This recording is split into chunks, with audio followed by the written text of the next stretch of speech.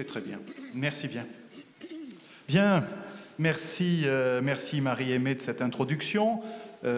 Bonjour à tous, vous qui êtes présents aujourd'hui au Festival Marial. J'en profite aussi pour saluer tous ceux qui nous verront à la télévision à travers l'action de Cansa Nova. Et puis les auditeurs de Radio Espérance qui, paraît-il, suivront la conférence également. Voilà, merci au Festival de son invitation. C'est la première fois que je viens ici, ce qui me permet de profiter des grâces de cet événement.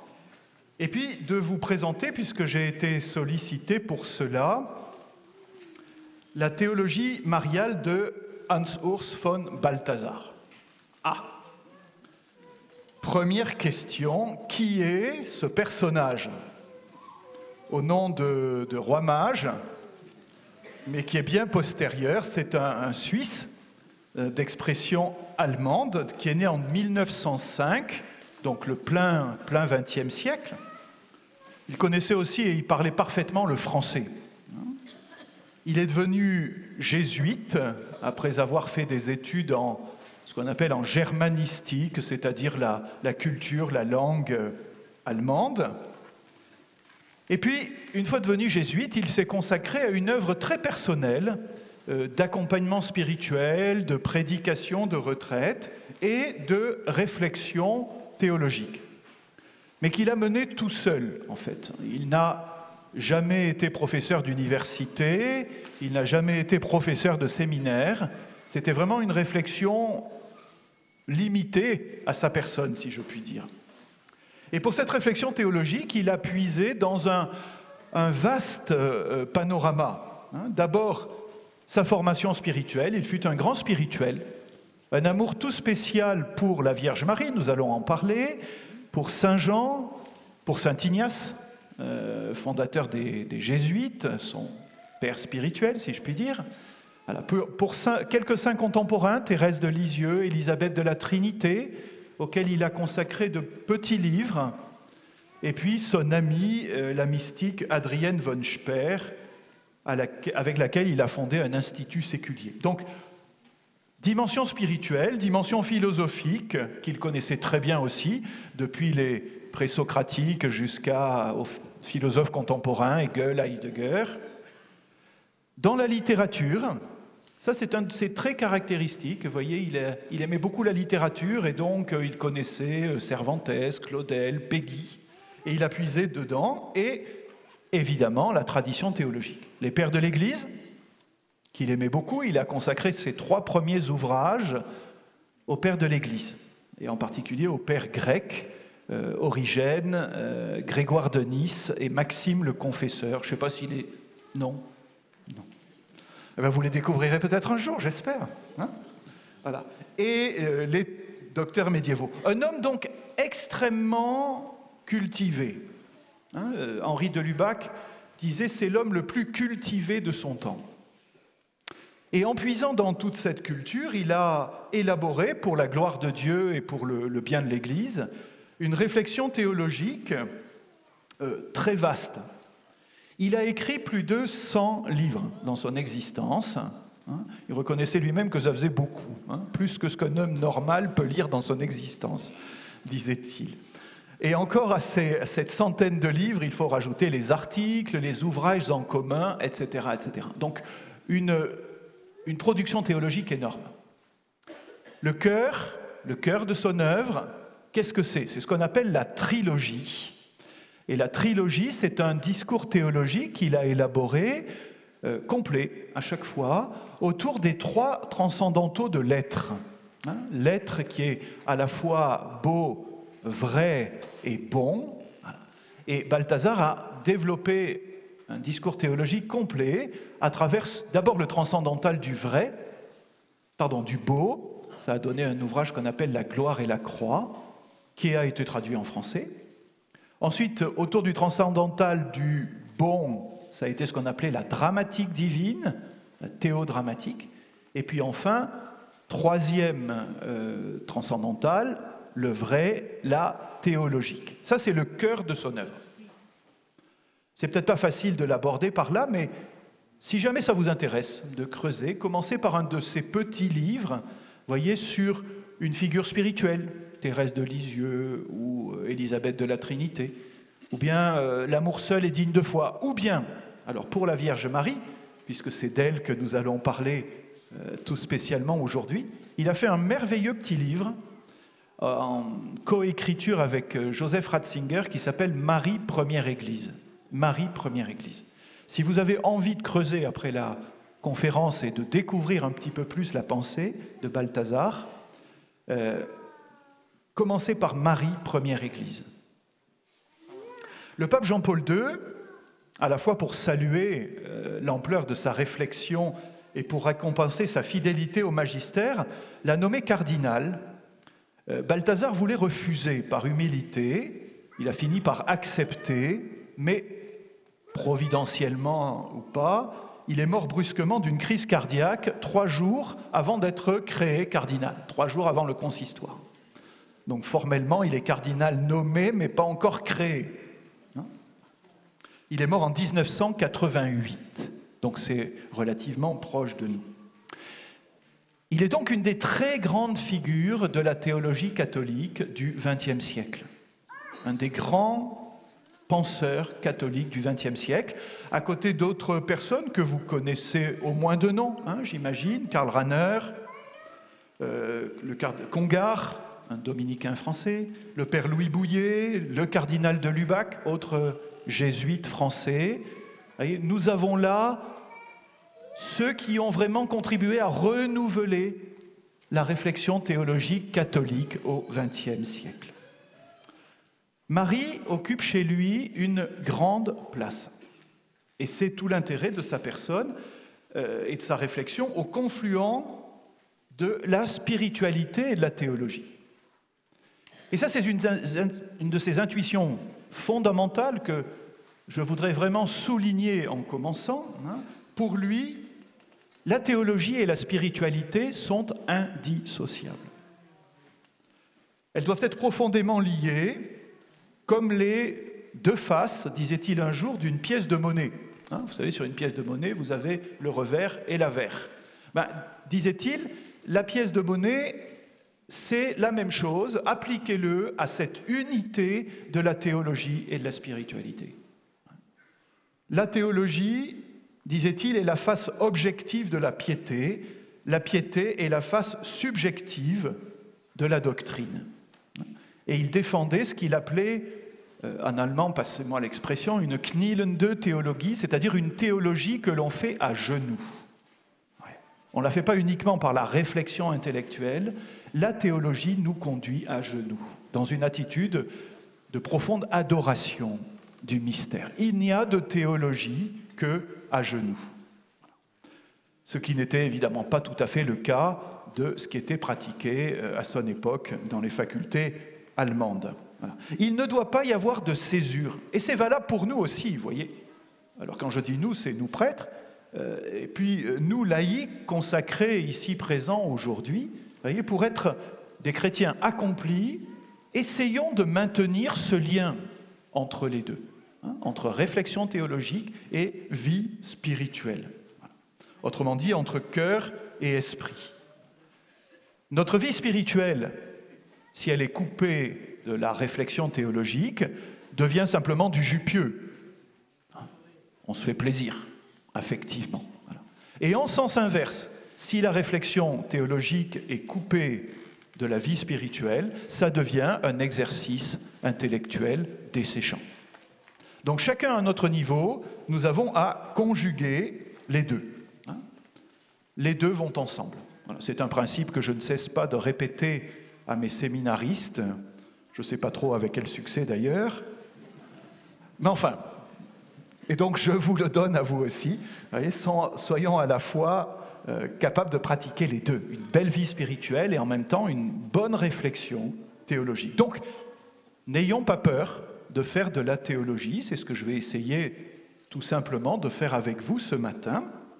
Ce n'est pas un luxe, la théologie réservée à quelques esprits brillants. C'est une nécessité pour tout chrétien. Une nécessité parfois un peu aride. Ça suppose un effort, bien sûr. Voilà. mais une nécessité qui peut être extrêmement féconde et qui, pour nous aujourd'hui, voyez, au Festival Marial, peut nous aider, cet exercice théologique que je vais vous proposer, peut nous aider à enraciner notre amour pour le Seigneur et pour la Sainte Vierge. Donc, attachez vos ceintures et partons pour ce bref voyage théologico-spirituel à la suite de Balthazar pour mieux connaître et aimer la Sainte Vierge. Je vais donc vous proposer, le plus simplement possible, 3 points de la théologie de Balthazar concernant la Sainte Vierge qui me semblent intéressants et nourrissants pour nous. Il y en a bien d'autres. On pourrait écrire des thèses entières sur, d'ailleurs ça a été fait, sur la place de la Sainte Vierge dans l'œuvre et dans la réflexion donc théologique et spirituelle de Balthazar. Ce matin, c'est une introduction. Je voulais simplement donc vous présenter 3 points qui me semblent parfaitement intéressants de sa réflexion sur la Sainte Vierge. Alors, premier point que je voudrais développer, ce qu'il appelle la métaphysique des sexes, et que j'intitulerai d'une manière peut-être plus simple, l'homme et la femme dans le plan de Dieu et en Dieu. L'homme et la femme dans le plan de Dieu et en Dieu. C'est un point très, très original de la réflexion de Balthazar sur la dualité sexuelle. Cette dualité sexuelle que nous connaissons, que nous expérimentons dans notre être de créature, je suis créé homme ou je suis créé femme. Et nous savons que, d'ailleurs, cette dualité est très remise en question aujourd'hui. Dans la société dans laquelle nous vivons, les identités sexuelles sont présentées comme flottantes, optionnelles, voire même interchangeables. Pour nous chrétiens, à la suite de Balthazar, il est important de nous redire, de nous rappeler l'importance de cette dimension sexuée de l'être. Les sexes masculins et féminins, pour lui, ne sont pas limités uniquement à l'aspect matériel. Je ne suis pas homme uniquement parce que j'ai un corps masculin ou femme parce que j'ai un corps féminin. Cela nous rapprocherait du règne animal qui a lui aussi ses mâles et ses femelles. Nous savons que chez l'être humain, la sexualité affecte non seulement notre corps, mais aussi notre psychisme. Nous pensons en homme ou en femme. Notre affectivité. L'affectivité masculine n'est pas la même que l'affectivité féminine. Les couples le savent bien.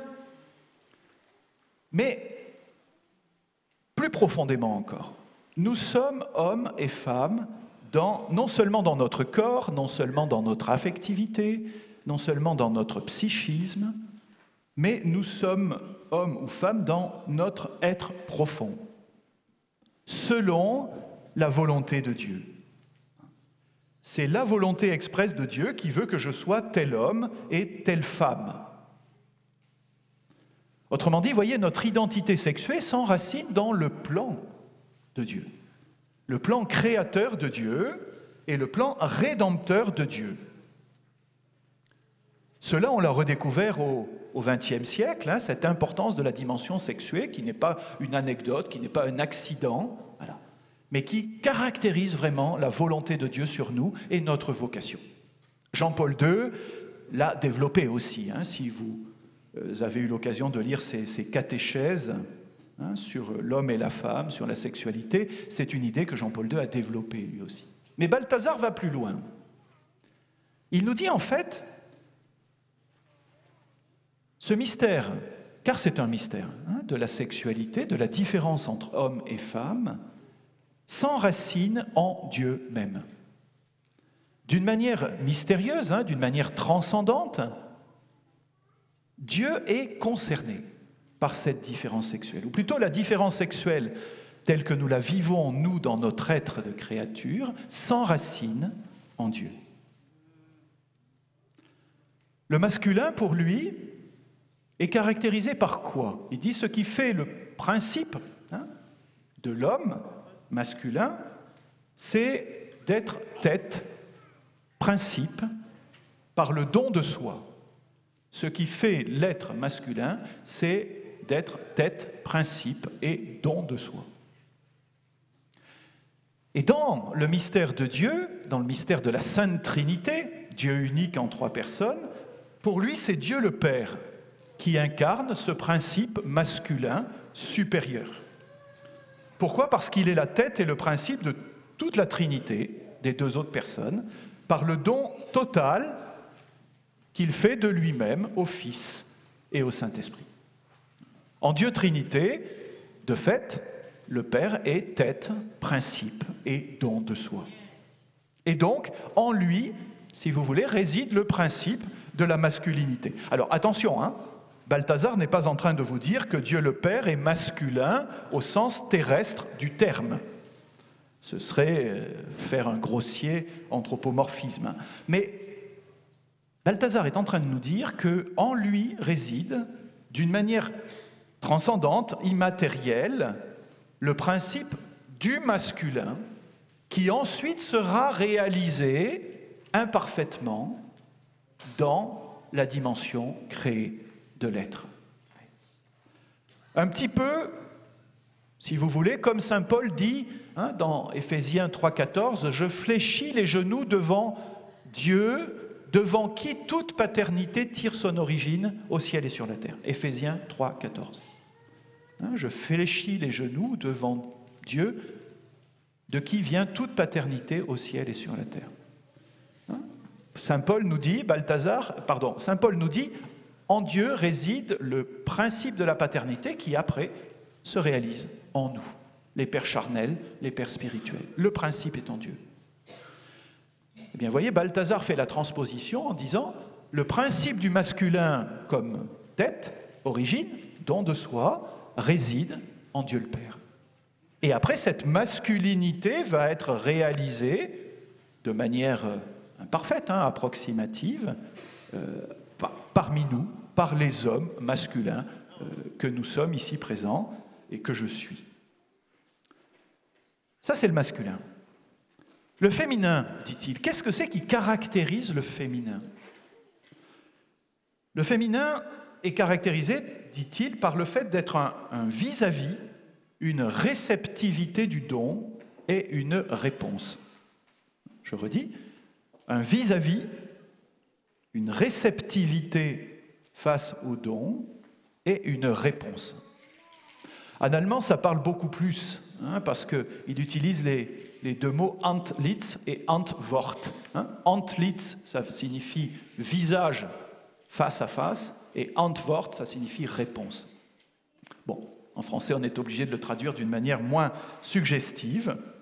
Voilà. Mais ce qui fait le féminin, c'est le vis-à-vis, la réceptivité du don et la réponse. Et pour lui, celui qui dans la Sainte Trinité incarne le principe féminin, c'est la deuxième personne, c'est Dieu le Fils.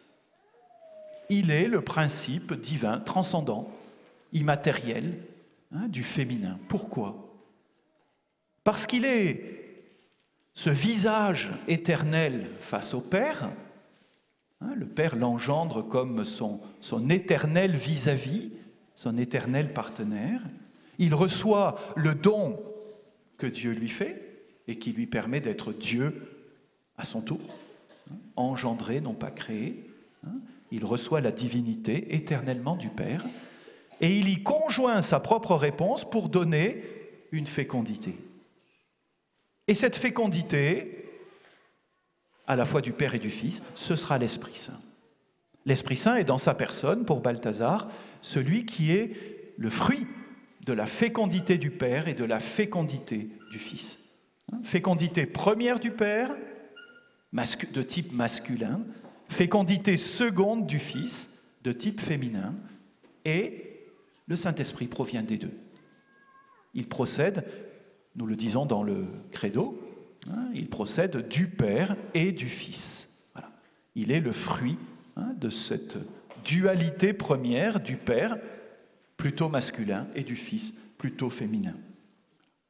Alors ce point, que je suis obligé de résumer très, très rapidement, est vraiment un apport très important de Balthazar aujourd'hui. Et il donne une ampleur inattendue, vous le comprenez bien, au phénomène de la sexualité. Aujourd'hui, elle est banalisée, encore une fois, considérée comme une sorte d'accident.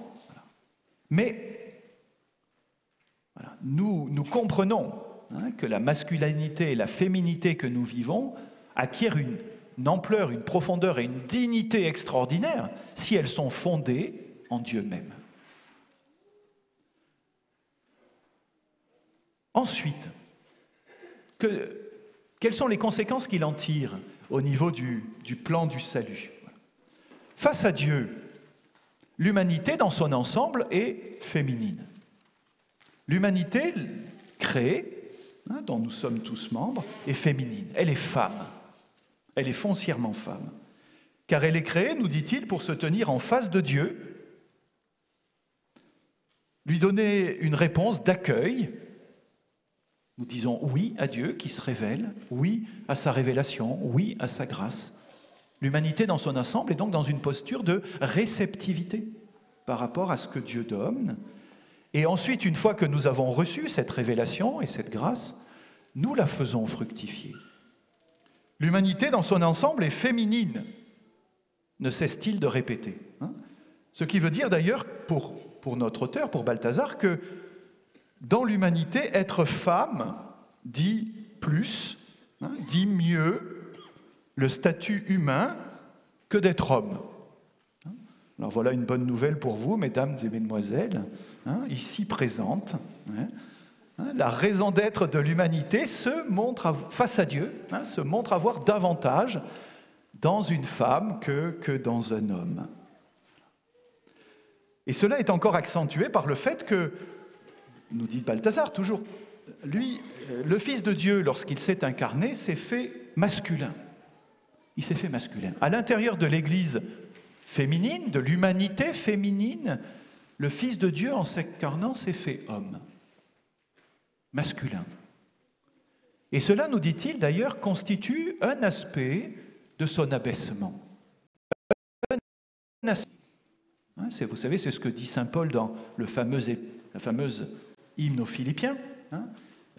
Lui qui était de condition divine ne retint pas jalousement le rang qu'il égalait à Dieu, mais il s'est anéanti, prenant la condition humaine.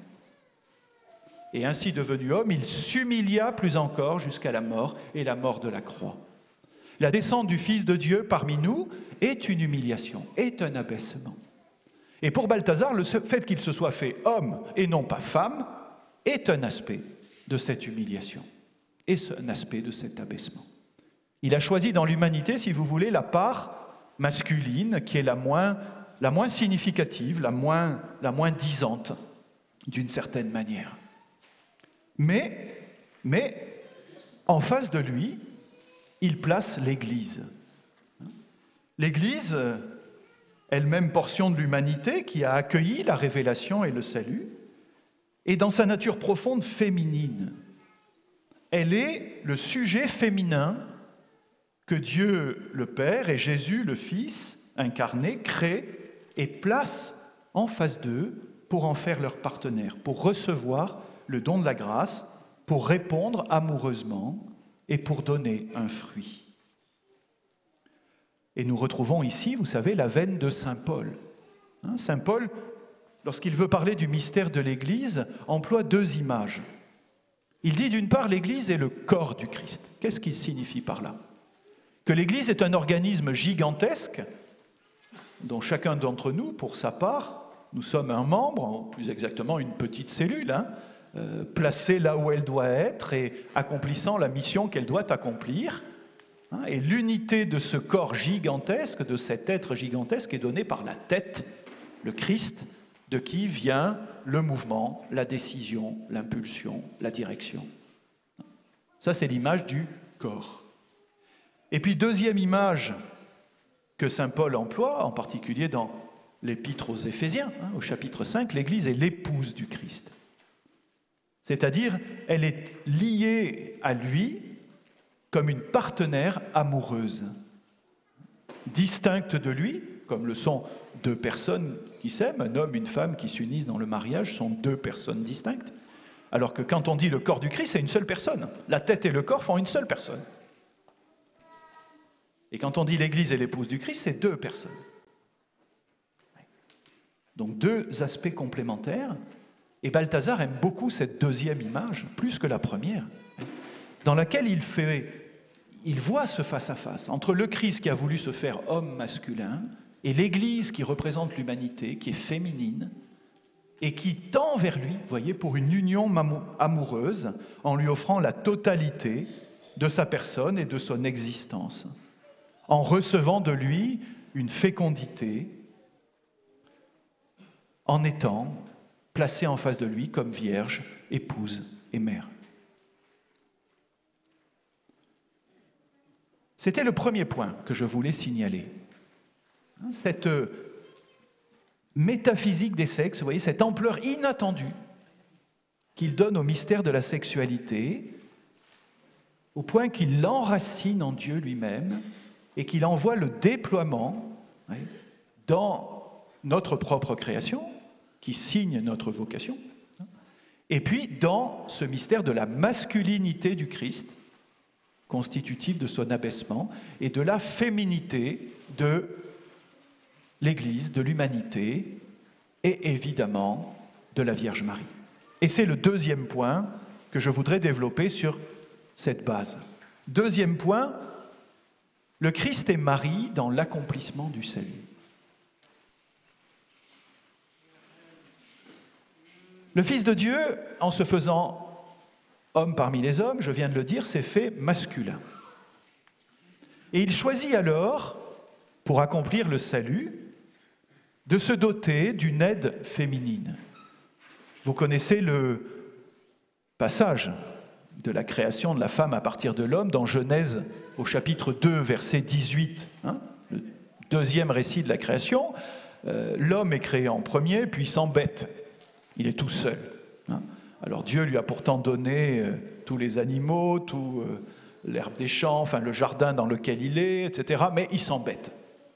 Et qu'est-ce que dit ce Dieu? Il n'est pas bon que l'homme soit seul, je vais lui donner une aide. Il n'est pas bon que l'homme soit seul, je vais lui donner une aide. Et Ève est donnée par les moyens que nous savons à Adam. Eh bien, Balthazar nous dit, ce passage de la Genèse trouve son accomplissement dans le Nouveau Testament. Cet Adam, dont il n'est pas bon qu'il soit seul, et à qui Dieu va faire une aide, c'est le Christ. Il n'est pas bon que le Christ soit seul pour accomplir le salut. À vrai dire, il pourrait. À vrai dire, il pourrait. Il est Dieu, fait homme, il est parfait, et d'une certaine manière, lui seul, comme Dieu et homme, peut accomplir le salut. Mais, dans sa sagesse, Dieu a voulu lui donner une compagne. Dieu a voulu lui donner une aide. Pour que l'homme ne soit pas seul, pour que Jésus ne soit pas seul dans l'accomplissement du salut. Cette aide, je viens de le dire, n'est pas absolument nécessaire. C'est parce que Dieu le veut ainsi. Il aurait pu accomplir seul le salut, mais il a voulu s'y associer une représentante de l'humanité, une femme, face à l'homme qu'il est, qui soit à la fois bénéficiaire du salut, parce que tout être humain a besoin d'être sauvé, et en même temps, parce que sauvé, ne soit pas simplement bénéficiaire, mais partenaire du Christ, collaboratrice du Christ dans l'accomplissement du salut, de manière active. Vous voyez, pas simplement passive, je reçois le salut, mais active, je suis associé au Christ pour l'accomplissement du dessein du salut. Pour y engager toutes ses forces, ses énergies et toute sa personne, et ce avec une pureté totale, sans que le péché ne fasse obstacle à cette collaboration. Et voyez comment d'emblée s'éclaire le mystère de l'Immaculée Conception.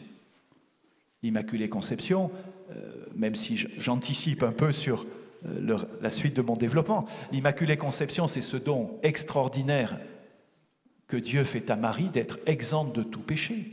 Ça n'est pas si, c'est un cadeau gratuit, bien sûr que oui. Mais la finalité de ce cadeau gratuit, qu'est-ce que c'est? C'est que Marie soit rendue capable de collaborer le plus complètement possible avec le Christ dans l'accomplissement du salut, parce qu'elle est sainte. Parce qu'elle est sainte. Oui. Si le péché avait mis sa marque en Marie, la collaboration qu'elle aurait apportée à Dieu aurait été imparfaite. Or, Dieu veut que cette collaboration soit la plus parfaite possible. Et c'est la raison pour laquelle Marie est sans péché. Nous, notre collaboration avec Dieu est réelle, bien sûr. Nous sommes des êtres de bonne volonté, nous voulons offrir nos personnes et nos forces à Dieu aussi pour collaborer avec lui. Oui, mais il y a le péché, hein? Oui, mais il y a le péché. Moi, j'ai dit oui le jour de mon ordination sacerdotale, et puis depuis 25 ans, j'arrête pas de dire non. Ma collaboration est réelle, mais elle n'est pas parfaite. Oui. En Marie, la collaboration est parfaite, parce que ce oui qu'elle a donné n'a pas été rogné par des non successifs. C'est un oui total, complet et définitif. Donc cette aide, vous voyez, c'est Dieu librement qui la veut. L'homme Jésus veut se donner en face de lui une femme qui reçoive le salut, mais qui collabore avec lui pour le salut, qui soit l'aide dont il veut avoir besoin.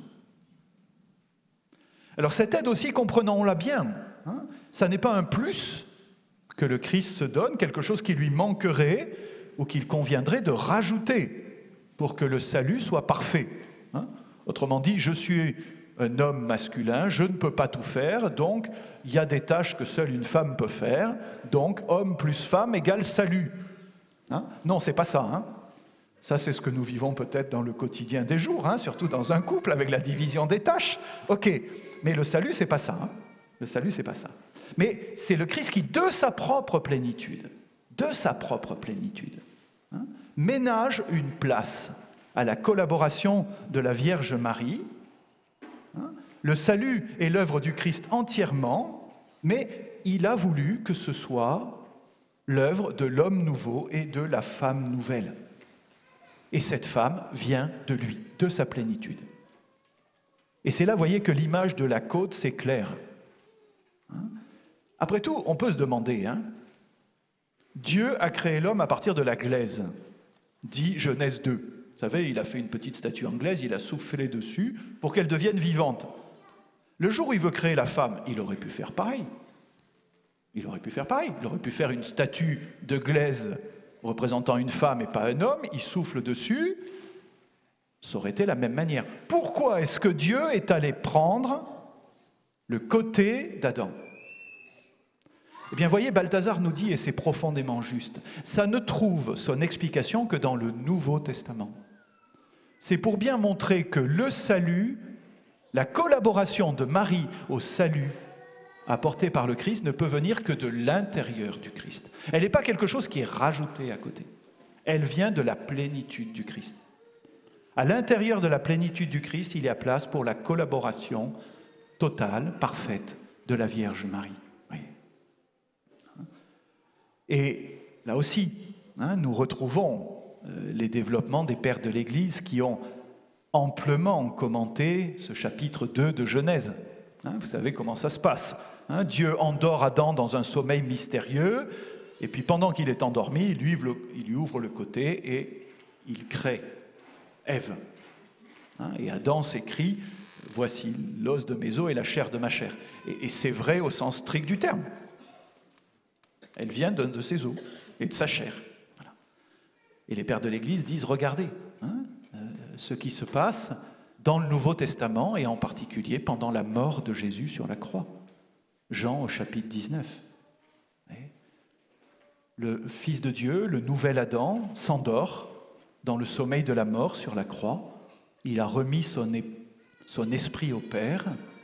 Et une fois qu'il est endormi dans la mort, hein, le centurion lui ouvre le côté. Et de ce côté, dit Jean, je vois couler de l'eau et du sang.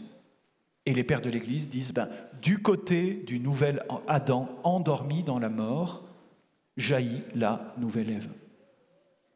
Jaillit l'Église, avec ces 2 sacrements principaux qui constituent l'Église. Il y a 7 sacrements, certes, dans l'Église, mais il y en a 2 qui sont les sacrements les plus fondamentaux. L'eau, c'est le baptême, et le sang, c'est l'Eucharistie. Tous les autres sacrements sont dérivés de ces 2 premiers sacrements, qui sont les sacrements fondamentaux.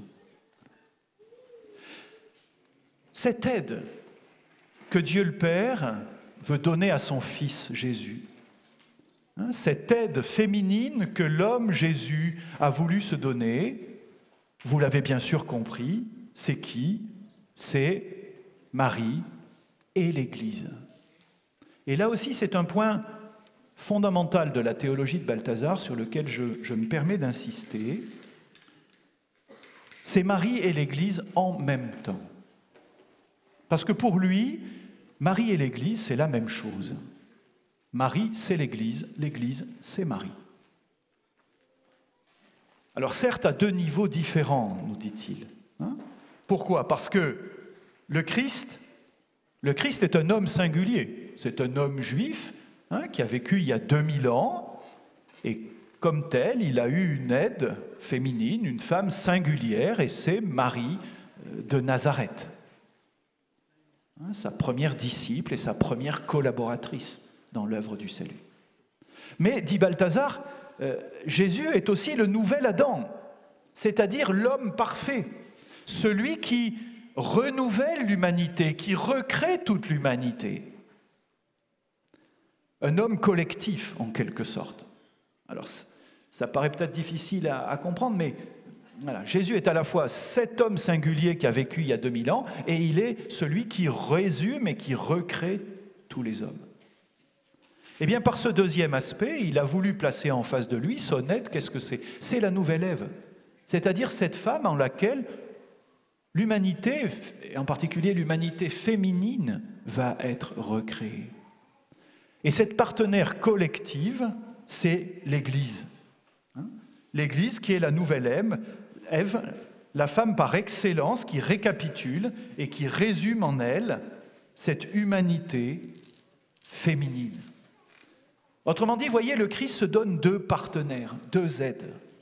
Une partenaire personnelle, c'est Marie, une partenaire collective, toutes les 2 féminines, c'est l'Église. Balthazar a consacré un article que j'aime bien, qui a été traduit en français, qui s'appelle « Qui est l'Église ?» pour expliquer cela, justement. L'Église n'est pas une chose, un machin. Autrement dit, la question qu'il faut se poser, c'est pas qu'est-ce que l'Église? L'Église n'est pas un objet, elle n'est pas d'abord une structure, elle n'est pas même un organisme chargé de donner les sacrements, ce qui est déjà mieux. Balthazar nous dit c'est une personne, l'Église. D'où la bonne question. Qui est l'Église? Non pas qu'est-ce que l'Église, mais qui est l'Église? C'est une personne, c'est-à-dire un sujet spirituel qui reçoit de Dieu sa mission. Et cette personne, en définitive, c'est Marie, devenue Église. Marie et l'Église coïncident pour lui. C'est la même chose, à 2 niveaux différents. Marie est l'Église, EST, et l'Église est Marie. Et ça, c'est un des éléments vraiment importants de sa théologie mariale et ecclésiale. L'Église prend conscience de ce qu'elle est, de son identité profonde, à la fois réelle et idéale, en regardant Marie. L'Église comprend ce qu'elle est et ce qu'elle doit être en regardant la Vierge Marie. Et en sens inverse, Marie donne à l'Église ses qualités personnelles pour qu'elles deviennent collectives. Alors, et les qualités personnelles de Marie, c'est quoi? Vierge, épouse, mère. Ses vertus théologales aussi, de foi, d'espérance et de charité. Et il nous est bon de nous redire cela, vous voyez. En ces temps troublés, que nous avons vécu une dure année, vous le savez comme moi, à travers toutes ces affaires qui ont secoué l'Église, et où l'Église donne parfois aux personnes de l'extérieur, et à nous aussi, il faut bien le reconnaître, un visage parfois malsain, impur, voilà, déformé par le péché. Il est bon de nous le redire, voyez, à la suite de Balthazar, ça n'est pas le vrai visage de l'Église. Le vrai visage de l'Église, c'est la Vierge Marie. Ce n'est pas celui des prédateurs sexuels, ce n'est pas celui des hommes d'Église dévoyés, ni même des chrétiens qui sont, vous et moi, qui sommes tiraillés entre facilité et sainteté. Le vrai visage de l'Église, c'est la Vierge Marie. Si nous voulons regarder le vrai visage de l'Église, il faut regarder la Sainte Vierge. Alors vous me direz, ça va peut-être loin, c'est vrai, mais oui et non. Le Concile Vatican II, le Concile Vatican II, qui a écrit beaucoup de textes, comme vous le savez peut-être, a souhaité ne pas rédiger un texte indépendant, à part, sur la Vierge Marie. Il a voulu traiter la Vierge Marie en lien avec le mystère de l'Église. Et donc dans la Constitution Lumen Gentium, qui est consacrée au mystère de l'Église, il y a un chapitre 8, le dernier, qui parle de la Vierge Marie, et qui s'intitule d'ailleurs « La Vierge Marie, Mère de Dieu, dans le mystère du Christ et de l'Église ». Et le Concile y affirme ceci, Marie est membre suréminent et absolument unique de l'Église, type et exemplaire. Type et exemplaire. De celle-ci dans la foi et la charité, c'est au numéro 53, et le numéro 63 dit que Marie est le modèle de l'Église. Type, exemplaire, modèle. Donc le Concile met donc déjà, vous voyez, un lien très fort d'exemplarité. Le modèle de l'Église, c'est la Vierge Marie. Ce que l'Église réalise de manière imparfaite, c'est réalisé de manière parfaite en Marie. Type, exemplaire, modèle. Ce sont les trois mots employés par le Concile. Bien. Eh bien, ces trois mots, soyons-en certains, ont été influencés par la théologie de Balthazar, qui s'en est grandement réjoui, puisque ces affirmations allaient tout à fait dans le sens de ses conceptions et de ses écrits antérieurs. Et il a même regretté que le Concile ne soit pas allé plus loin, en disant, voyez, parler de type, d'exemplaire et de modèle, c'est déjà bien, mais il aurait fallu que le Concile aille jusqu'à parler d'identité entre les deux. Ce que je vous ai exprimé tout à l'heure en disant Marie c'est l'Église, l'Église c'est Marie. Les deux, c'est la même chose, sous deux aspects différents. Plus exactement, c'est la même personne, parce que justement, ça n'est pas une chose. C'est la même personne, sous deux aspects différents. Raison pour laquelle, d'ailleurs, c'est juste une anecdote, Balthazar était hostile à la définition de Marie comme mère de l'Église. Pourquoi? Bon, vous savez d'abord que ce titre n'est pas dans le texte du Concile proprement dit. C'est le pape Paul VI qui en a parlé après, mais il n'est pas dans les textes du Concile. Et Balthazar disait, Marie ne peut pas être mère de l'Église. Elle est mère du Christ, bien sûr. Elle est mère des chrétiens. Elle est l'Église mère. Marie n'est pas mère de l'Église, elle est l'Église mère. Elle ne peut pas, autrement dit, mais ça c'est moi qui le traduis, elle ne peut pas être mère d'elle-même, quoi. Marie n'est pas mère de l'Église, elle est l'Église dans sa maternité la plus parfaite, quoi. Donnant au monde le Fils de Dieu et après chacun des baptisés qui est recréé, sauvé à l'image du Fils de Dieu. Marie, c'est l'Église mère. Ce n'est pas la mère de l'Église, c'est l'Église mère. Troisième point que je voulais développer, j'irai un peu plus vite, parce que je vois que le temps tourne, c'est quel rapport entre la Vierge Marie et le ministère?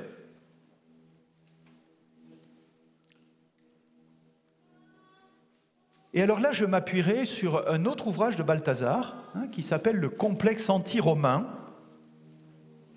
dans lequel il présente une une affirmation, une réflexion intéressante, c'est à partir des pages 300 et quelques, sur ce qu'il appelle le carré apostolique. Je vais m'expliquer. C'est sur le rapport entre Marie et le ministère. Donc, si Marie est l'Église, ça c'est le cœur de son affirmation. Si Marie coïncide avec l'Église comme personne féminine, cela veut dire qu'elle inclut en elle tous les chrétiens, tous, et y compris le ministère institué par le Christ et le sacrement de l'ordre en ses divers degrés. Marie, dès la vie publique de Jésus, et plus encore après sa glorification, inclut en elle les apôtres, puis leurs successeurs, à des degrés divers, donc dans le ministère, les évêques, les prêtres et les diacres. Là encore, vous voyez, cela signifie que le vrai visage de l'Église, ce ne sont pas les apôtres, ce n'est pas aujourd'hui le pape, ou les évêques, ou les prêtres, ou les diacres, c'est la Vierge Marie. Balthazar s'est toujours signalé, dans les années 60 et 70, qui ont été beaucoup secouées dans la chrétienté, où il était de bon ton de mettre en cause l'autorité pontificale et puis même le sacerdoce ministériel.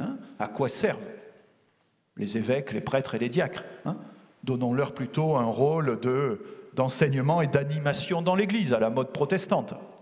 Balthazar s'est toujours signalé par sa fidélité au siège de Pierre et par sa défense du sacrement de l'ordre. Mais en même temps, il ne le surestime pas.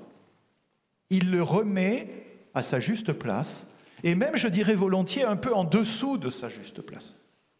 Dire, si le Christ s'est humilié, s'est abaissé, pour lui, le sacerdoce ministériel ne peut être que dans une posture d'humiliation et d'abaissement.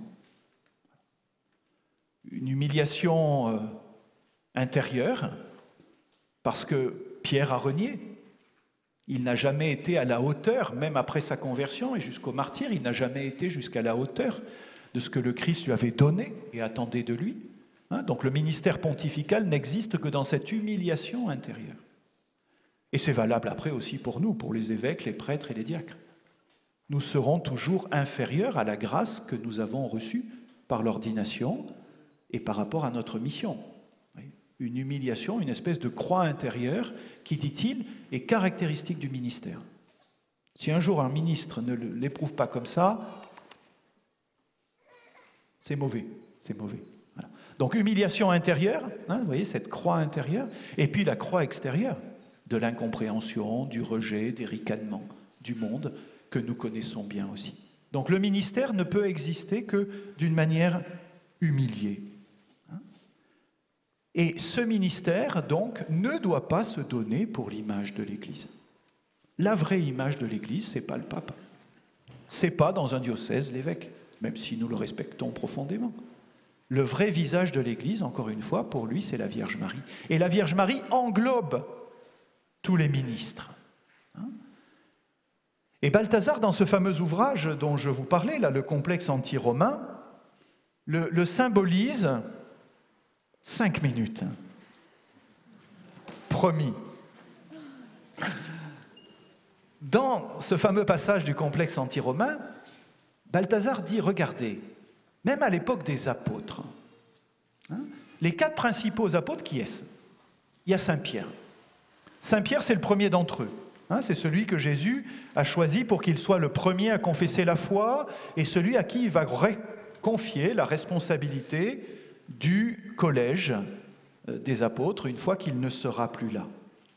Le Christ fait résider en lui la charge pastorale, l'autorité hiérarchique, et Pierre s'aperçoit bien, en raison de sa propre faiblesse, que cela ne repose pas sur ses qualités, mais sur la grâce de Dieu. Donc Pierre, la foi, l'autorité hiérarchique.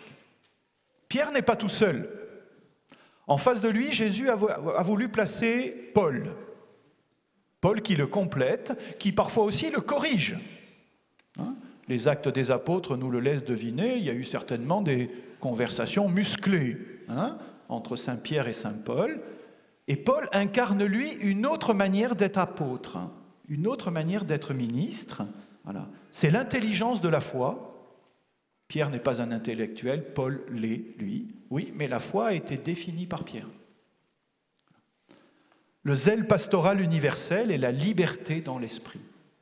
Pierre, c'est l'homme de la hiérarchie, c'est l'homme de la structure, c'est l'homme de la foi définie. Saint Paul, c'est l'homme de l'intelligence de la foi, du zèle pastoral et de la liberté dans l'esprit. Et les deux se complètent. Parfois s'affrontent, mais se complètent.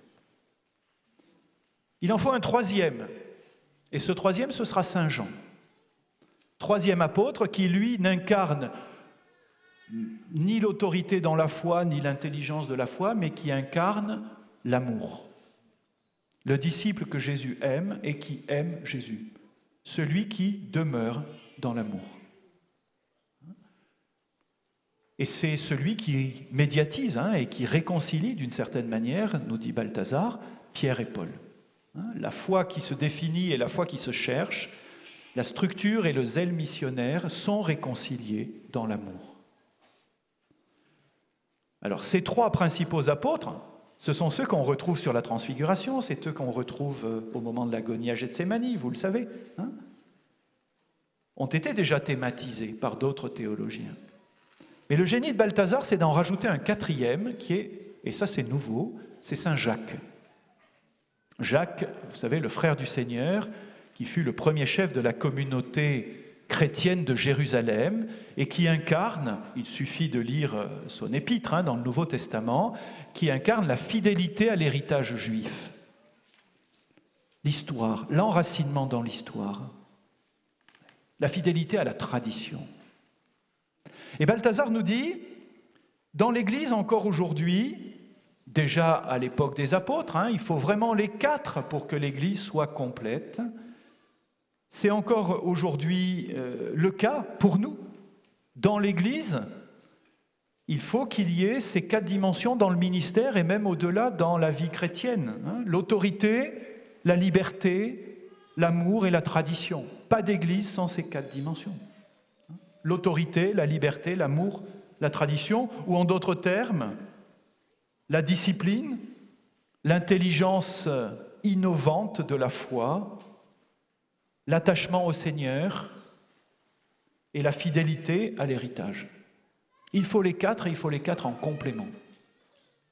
Si vous n'avez que Saint Pierre dans l'Église, vous avez la définition de la foi et la hiérarchie, ça vous fait le formalisme juridique. Si vous avez que Saint Paul, vous avez l'intelligence, vous avez le dynamisme pastoral, mais au risque de, dit-il, la fuite en avant et l'orgueil spirituel et intellectuel. Vous voyez, chacun des apôtres a son risque, d'une certaine manière.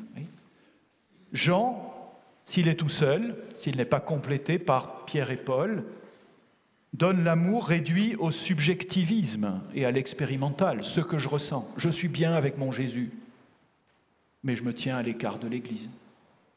Et Jacques, s'il est tout seul, donne le fixisme, le traditionnalisme, l'intégrisme, qui se ferme à la nouveauté.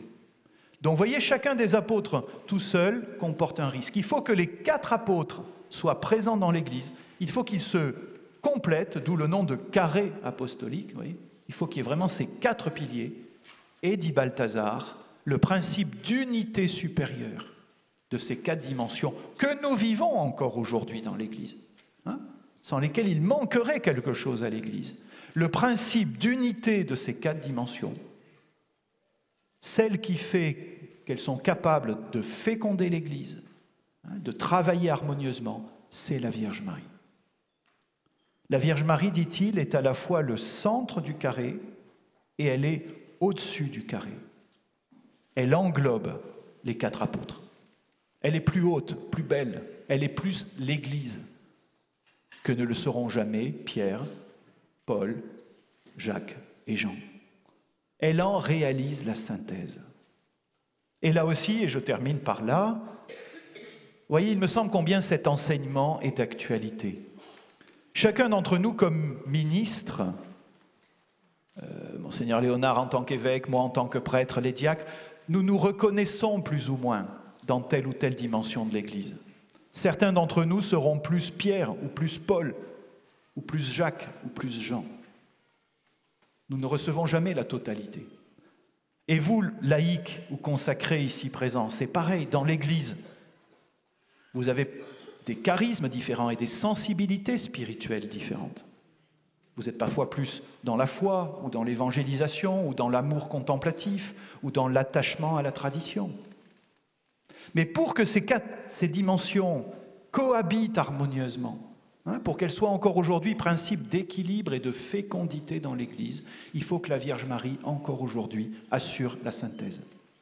Et ce qu'elle a fait pour les apôtres, en étant leur mère et leur reine, elle veut le faire encore aujourd'hui pour nous.